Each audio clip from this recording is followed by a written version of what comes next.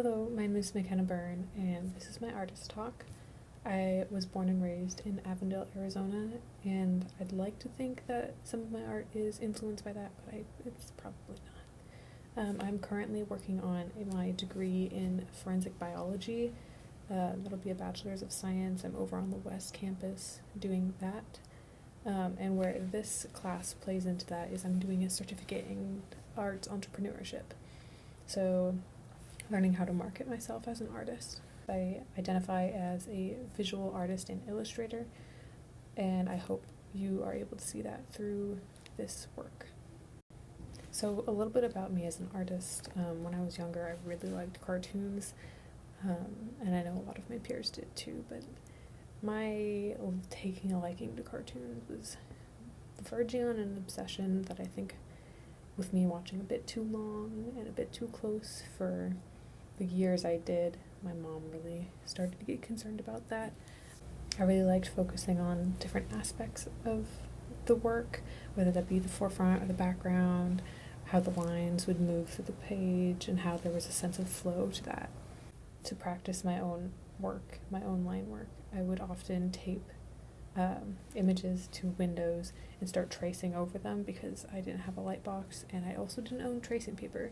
So printer paper and a window was my best friend for learning how to draw, essentially. It was with this and with help of manga and anime and other cartoons I watched as a child that I got a better understanding of how color shading came into art. And it was with these things that I wanted to start learning as much as I could so that maybe one day I could be an artist. Throughout the time I've been doing art, I get a lot of ideas from Pinterest. I take a lot of design elements from fashion magazines. My work involves a lot of identity and looking for identity in myself in the hopes that maybe I can learn both more about art and more about myself at the same time. The next piece I have doesn't have a title. It's untitled, as it were.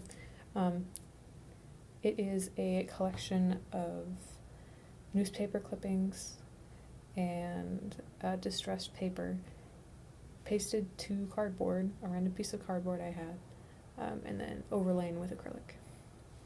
And with that, it gave a really nice texture, and I really liked the idea of taking things that already existed, and at the time there was a bunch of chaos going on. I mean, there still is, with things like global warming and such, but it was a whole lot more pronounced at the time I was making this, and so making a essentially devastating scene of fire and smoke, brimstone, and having the end typed out with a typewriter, I thought it was very fitting.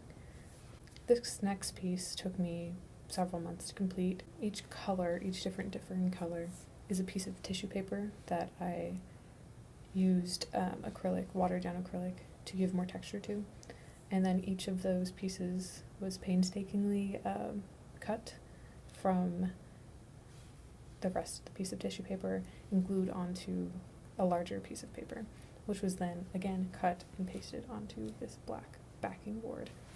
To me, it said a lot about moving on from several different things, relationships and whatnot, in my life. This painting I made after listening to the same song for a week straight, called The Weight of Living by Bastille. I've always had an obsession with making hands and eyes, and so this really accentuates that, with the sun being an eye motif and the hand, of course, being a hand.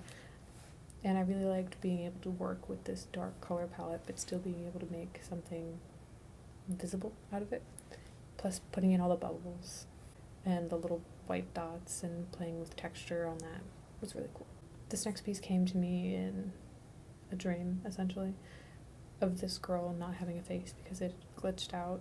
Another reason for this is I'm not good at drawing faces or coloring faces or painting faces or anything involving faces. I'm not good at. I can do the individual eyes, as you'll see soon. I can do hands, I can do things like that. But faces, for some reason, just don't make sense to me, especially in the profile, which is what this is. Otherwise, I really like the detail that I put in with Sharpie afterwards in ink to make her sweater more textured. Here are my collection of eyes. which sounds a lot creepier than it should. Again, I like the way that I layered the color in a way to make a skin tone out of colors that don't normally fit together. I think the one that most clearly mimics skin tone is the bottom one, which is also the most recent of the 3 that I painted. I also like the differences in eye color, shape, and type. They were all based on images of people whose eyes I liked.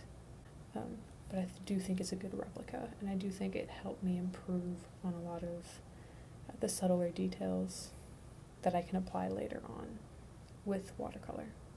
In closing, I'd like to say that because I'm not the traditional art student, because I am pursuing a different degree, I don't have a dedicated Instagram for it, or even my own website looking at the work I create.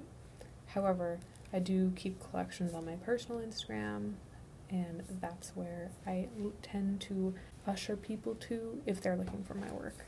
I know I did make some cool business cards, which you can see here. So if I ever were to start pursuing art as a full-time or even a more serious career, I would print these and use them to my advantage. I'd like to thank everyone for coming to my artist talk.